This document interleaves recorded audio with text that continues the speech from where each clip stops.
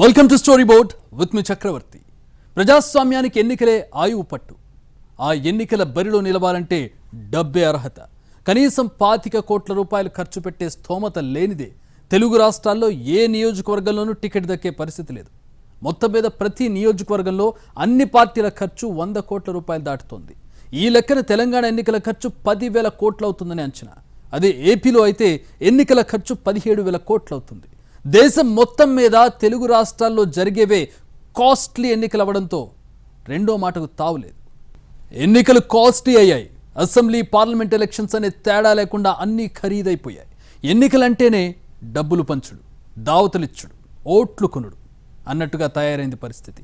డబ్బులు పంచడం ఏ స్థాయికి చేరిందంటే మాకు నోట్లు అందలేదంటూ కొంతమంది బహిరంగంగా రోడ్లపైకి వచ్చి మరీ ఆందోళనకు దిగే వరకు వెళ్ళింది. ఎన్నికల్లో పోటీకి దిగాలంటే కనీసం 25 కోట్లు ఉండాల్సిందే అనే పరిస్థితి వచ్చేసింది. డబ్బుంటేనే ఎన్నికలు, నిధులున్నోడే అభ్యర్థి అనేది నేటి రాజకీయం. ఎన్నికలంటే 1,00,000 ఖర్చులుంటాయి. ప్రచారం, సభలు, మద్యం, బిర్యానీ, కార్యకర్తల రోజువారీ ఖర్చు, ప్రచారానికి వచ్చే జనానికి బేటాలు, ఇలా ఒకటేమిటి చెప్పుకుంటూ పోతే చాలా ఉంటాయి. ద్వితీయ, తృతీయ శ్రేణి నేతల ఖర్చులు, వీటికి అదనం కుల సంఘాలకు తృణమో పడమో ముట్ట చెప్పక తప్పదు. ఇక తిరగడానికి వాహనాలు, వాటికయ్యే పెట్రోల్ కూడా లెక్కేస్తే తడిసి మోపెడవుతుంది. మొత్తం మీద ఎన్నికలంటేనే పెద్ద జాతర కాబట్టి నిధుల వరద పారాల్సిందే అంటున్నారు నేతలు. తెలుగు రాష్ట్రాల్లో ఏ నియోజకవర్గంలో బరిలోకి దిగాలన్నా కనీసం 25 కోట్లు చేతిలో పట్టుకోవాల్సిందే. అప్పటికీ ఇంకా పొదుపుగా ఖర్చు పెట్టినట్టే అనే అభిప్రాయాలు ఉన్నాయి. ఇక ఓ నియోజకవర్గంలో అన్ని పార్టీల అభ్యర్థులు చేసే ఖర్చు మొత్తం లెక్క చూస్తే ఖచ్చితంగా 100 కోట్లు దాటుతుంది. సామాన్యులు కనీసం ఎన్నికల్లో పోటీ చేయలేని పరిస్థితులొచ్చేశాయి. ఈ ఎన్నికలన్నింటిలోనూ డబ్బు పాత్రే చాలా పెద్దదిగా మారటం అనేది ఇక్కడ గమనించాలి. సుమారుగా 100 కోట్ల రూపాయలు లేకపోతే అసెంబ్లీకి పోటీ చేయటం ఈరోజు సాధ్యం కాదనే మాట వినపడతా ఉంది. ఓవరాల్గా ఏంటంటే డబ్బు ప్రవాహంలాగా ప్రవహింపజేస్తే తప్పితే, అంటే జనాల్ని కూడా డబ్బులతో కొనుక్కుంటే, అంటే సరుకు కొనుక్కున్నట్లుగా జనాలను కూడా కొనుక్కుంటే, ఓటు కొనుక్కుంటే తప్పితే గెలవం అనే పరిస్థితి వాతావరణం వచ్చింది. ఈ పరిస్థితికి మొన్నటి హుజురాబాద్ బై ఎలక్షన్సే మోడల్ గా చూపించొచ్చు. దేశంలో ఎక్కడా లేని విధంగా హుజురాబాద్ బై ఎలక్షన్ లో ఉమ్మడి ఆంధ్రప్రదేశ్ లో పులివెందుల బైపోల్ పేరు మీద ఉన్న రికార్డ్ బద్దలైంది. దీంతో వచ్చే ఎన్నికల్లో అయ్యే ఖర్చుపై లీడర్లలో ఆందోళన మొదలైంది. కాస్ట్లీ ఎన్నికలపై సోషల్ మీడియాలో సైతం పోస్టులు, మీమ్స్ తో సెటైర్స్ వేస్తూ నెటిజన్లు ట్రోల్ చేస్తున్నారు. హుజురాబాద్ బైపోల్లో పార్టీలు ఎడాపెడా డబ్బులు కుమ్మరించాయి. ఉప ఎన్నిక పేరుతో మొత్తంగా దాదాపు 1000 కోట్లు ఖర్చయింది. ముఖ్యంగా ఎన్నికను చావో రేవో అనే పద్ధతిలో తీసుకున్న ఓ పార్టీ 800 కోట్ల రూపాయలు, మరో పార్టీ 200 కోట్లు ఖర్చు పెట్టినట్టు అంచనా. నియోజకవర్గంలోని 2.37 లక్షల ఓటర్లలో సుమారు 2 లక్షల మందికి ఒక్కో ఓటుకు 6,000 రూపాయల చొప్పున పంచినట్లు ప్రచారం సాగింది. డబ్బును సీల్డ్ కవర్లో పెట్టి మరీ పంచారు. ఇక ఇంట్లో ఎన్ని ఓట్లుంటే ఆ నెంబర్ను వేసి కవర్లో పెట్టించారు. ఈ లెక్కన పంచినవే 120 కోట్ల రూపాయలు. పోలింగ్ కు ముందు జస్ట్ ఒక్క రోజులో ఓ పార్టీ 100 కోట్ల రూపాయలకు పైగా పంచింది. మరో పార్టీ నియోజకవర్గంలోని దాదాపు ఓటర్లందరికీ ఓటుకు 1,500 రూపాయల చొప్పున ముట్టజెప్పింది. అంటే 35 కోట్ల రూపాయలు పంచిపెట్టింది. ఇవి కాకుండా పార్టీలు ప్రతి ఇంటికి మందు బాటిళ్లను పంచాయి. ఇతర పార్టీల నాయకులను తమ పార్టీలోకి ఆహ్వానించడానికి, పార్టీలో ఉన్న వాళ్లు వెళ్లకుండా కాపాడుకోవడానికి భారీగా తాయిలాలు సమర్పించుకున్నాయి. సభలు, సమావేశాలు, ప్రచారం, హంగు ఆర్భాటాలు, గిఫ్ట్లు, ఇలా అనేక రకాలుగా విచ్చలవిడిగా కోట్ల రూపాయలు ఖర్చు పెట్టాయి. ఉమ్మడి ఆంధ్రప్రదేశ్ రాష్ట్రంలో 2011లో జరిగిన కడప పార్లమెంట్, పులివెందుల అసెంబ్లీ ఉప ఎన్నికల్లో రికార్డు స్థాయిలో డబ్బులు ఖర్చు చేశారు. అన్ని పార్టీలు కలిపి కడప స్థానానికి 250 కోట్ల రూపాయలు, పులివెందులకు 150 కోట్ల రూపాయలు కుమ్మరించాయి. ఈ రెండు ఎన్నికలకు కలిపి అప్పటి అధికార కాంగ్రెస్ పార్టీ అత్యధికంగా 200 కోట్ల రూపాయలు ఖర్చు పెట్టింది.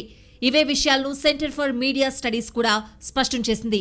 ఈ ఎన్నికల్లో వైఎస్ఆర్సీపీని ఓడించేందుకు కాంగ్రెస్ విశ్వ ప్రయత్నాలు చేసినా ఆఖరికి హస్తం పార్టీ ఓటమిని చవిచూసింది. అయితే కడప, పులివెందుల తర్వాత ఇప్పుడు 1000 కోట్లతో హుజురాబాద్ బైపోల్ ఆ రికార్డ్ బద్దలు కొట్టింది. ప్రపంచంలో అమెరికా ఎన్నికలను చాలా కాస్ట్లీవిగా భావిస్తారు. 2020లో జరిగిన అమెరికా ప్రెసిడెంట్ ఎన్నికలు అత్యంత ఖరీదైనవిగా రికార్డులకెక్కాయి. ఆ ఎన్నికల్లో అక్కడి పార్టీలు దాదాపు 1,03,000 కోట్ల రూపాయలు ఖర్చు చేశాయి. 2012, 2016 రెండు ఎన్నికల ఖర్చును కలిపినా ఈ ఎన్నికల ఖర్చు కంటే తక్కువే. 2016 ఎన్నికలతో పోలిస్తే 2020లో ఖర్చు రెండింతలైందని సెంటర్ ఫర్ రెస్పాన్సివ్ పాలిటిక్స్ అనే సంస్థ తెలిపింది. ఇందులో రిపబ్లికన్ల కంటే డెమోక్రాట్లకే అత్యధికంగా విరాళాలు అందడంతో ఆ పార్టీనే ఎన్నికల్లో ఎక్కువగా ఖర్చు చేసింది. దేశంలో 2019లో జరిగిన లోక్సభ ఎన్నికలతో పాటు వేర్వేరు రాష్ట్రాల అసెంబ్లీ ఎన్నికల్లో అన్ని రాజకీయ పార్టీలు కలిసి 55,000 కోట్ల నుంచి 60,000 కోట్ల రూపాయలు ఖర్చు పెట్టినట్లు సెంటర్ ఫర్ మీడియా స్టడీస్ తెలిపింది. ఇది 2014 ఎన్నికల ఖర్చుతో పోల్చితే 40% ఎక్కువని ఆ సంస్థ రీసెర్చ్లో తేలింది. ఎన్నికలు సజావుగా జరగడానికి ఎన్నికల కమిషన్ పెట్టిన ఖర్చుతో పాటు అభ్యర్థులు చేసిన ఖర్చు, తాయిలాలను కూడా ఇందులో లెక్క పెట్టినట్లు చెప్పింది. ఈ లెక్కల ప్రకారం ఒక్కో నియోజకవర్గంలో పార్టీలన్నీ కలిసి 100 కోట్ల రూపాయలు ఖర్చు పెట్టినట్లు తేల్చింది. 1998, 2019 మధ్య 6 రెట్లు ఖర్చు పెరిగిందని తెలిపింది. ఎన్నికల్లో ఖర్చుకు సంబంధించి ప్రత్యేకంగా రూల్స్ ఉన్నాయి. ఎమ్మెల్యే ఎన్నికల్లో ఒక స్థానానికి గరిష్టంగా 30.80 లక్షల రూపాయల వరకు ఖర్చు చేయాలి. ఈ లిమిట్ గతంలో 28 లక్షల రూపాయలు మాత్రమే ఉండేది. కరోనా వల్ల ఈ ఖర్చు పెంచారు. అయితే ఇవి అధికారికంగా ఖర్చు చేసే లెక్కలు మాత్రమే. ఎన్నికల ఖర్చుకు సంబంధించి ప్రతి క్యాండిడేట్ ఖచ్చితంగా పక్కాగా లెక్క చెప్పాలి. నామినేషన్ దాఖలు చేసిన తేదీ నుంచి ఎలక్షన్ రిజల్ట్స్ ప్రకటించే తేదీ వరకు పద్దును ఎన్నికల సంఘానికి అందించాలి. ప్రతి క్యాండిడేట్ ప్రత్యేకంగా ఒక బ్యాంక్ ఖాతా తెరవాలి. ప్రతి లావాదేవీ చెక్కుల రూపంలోనే ఉండాలనేది ఎలక్షన్ కమిషన్ పెట్టిన కట్టుబాటు. కానీ ఇలా చేసే అభ్యర్థులు చాలా తక్కువ. నిజానికి ఒక అభ్యర్థి తరపున పెట్టే ఖర్చు, పంచే సొమ్ము నేరుగా అతడే స్వయంగా ఇవ్వకుండా ముందు జాగ్రత్త చర్యలు తీసుకుంటున్నారు. కాగా ఎంపీగా పోటీ చేసే అభ్యర్థి ఖర్చును 70 లక్షల నుంచి 77 లక్షల వరకు పెంచారు.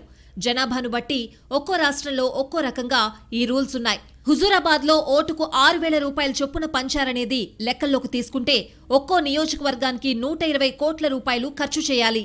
అంటే తెలంగాణలో అసెంబ్లీ ఎన్నికల్లో 119 నియోజకవర్గాలకు 15,000 కోట్ల రూపాయల దాకా ఖర్చవుతుంది. జస్ట్ ఇవి ఓట్ల కోసం ఓటర్లకు పంచడానికి మాత్రమే. మరో 5,000 కోట్లు ఇతర ఖర్చుల కోసం కావాలి.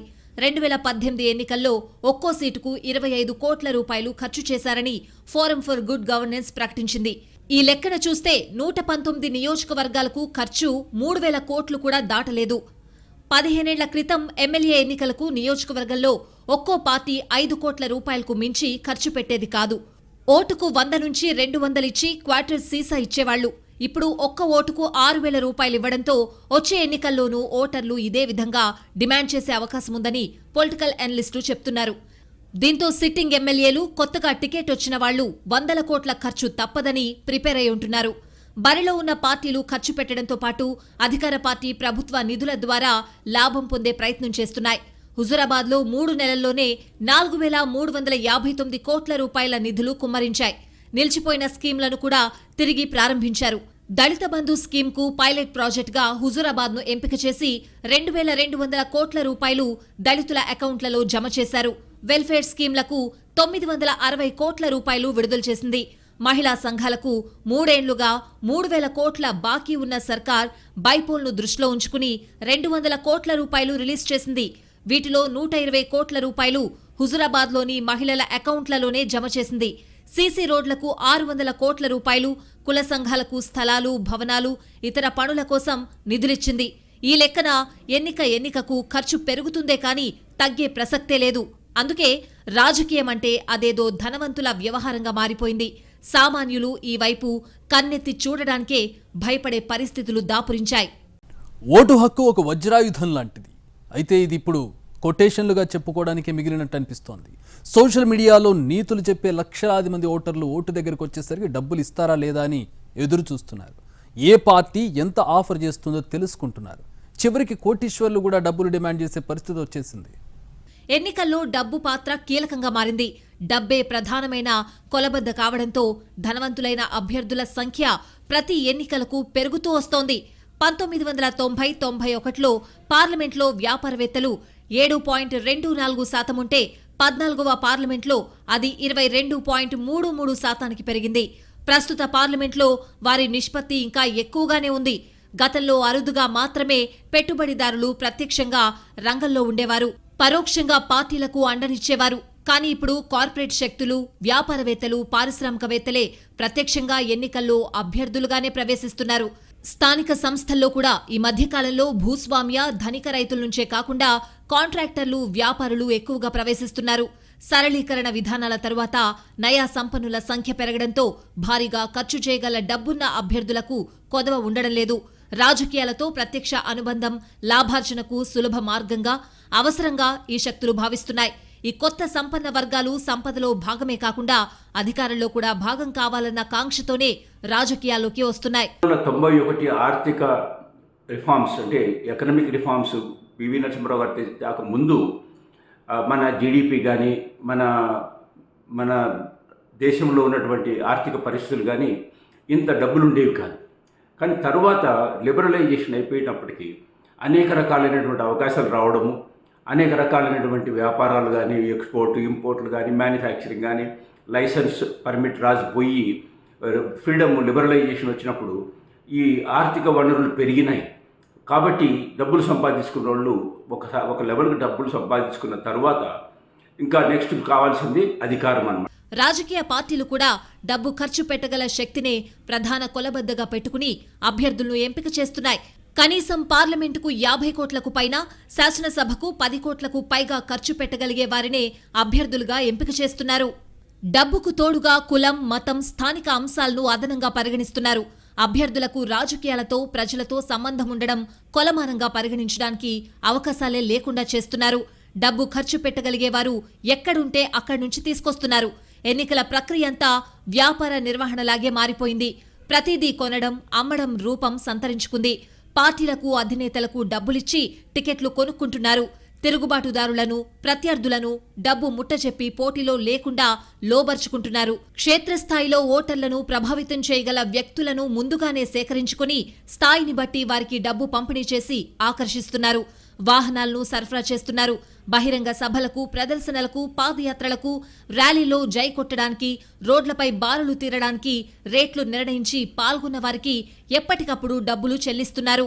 ఇతర పనులకు కూలీలను సమీకరించడానికి మేస్త్రీలు, బ్రోకర్లు ఎలా ఉంటారో ఎన్నికల నిర్వహణకు కూడా అలాగే ఉంటున్నారు. వాస్తవంగా అంతకు ముందే ఉనికిలో ఉన్న మేస్త్రీ నెట్వర్క్లు, ఎన్జీఓ నెట్వర్కుల్ని ఇందుకు వాడుకుంటున్నారు. డబ్బు రవాణా చేయడానికి, పంచడానికే ఎన్నో వినూత్న మార్గాలు అనుసరిస్తున్నారు. ప్రతి పార్టీ ప్రొఫెషనల్ సమాచారాన్ని కంప్యూటర్ల ద్వారా విశ్లేషించుకోవడం, వచ్చిన నిర్ధారణలను బట్టి వ్యూహాలు, ఎత్తుగడలను మార్చుకోవడం చేస్తున్నాయి. ఎన్నికల కార్యక్రమాలలో పాల్గొనడం రోజువారీ కూలీ కార్యక్రమంగా మారిపోయింది. ఎవరు కూలీకి పిలిచినా వెళ్లినట్టుగానే ఏ పార్టీ పిలిచినా కూలీ తీసుకుని ప్రజలు వెళ్తున్నారు. ఓటు కూడా సరుకుగా మారింది. ఈ మధ్య జరిగిన తెలంగాణ అసెంబ్లీ, గ్రామ పంచాయతీ ఎన్నికల్లో ఒక ఓటుకు 500 నుంచి 5,000 వరకు పలికింది. ఓటుకు డబ్బాసిస్తున్నారు. సాధారణ సరుకుకు, ఓటుకు ఒక మౌలిక తేడా ఉంది. ఓటు వేసిన తర్వాతే ఓటు వ్యక్తి నుంచి విడిపోతుంది.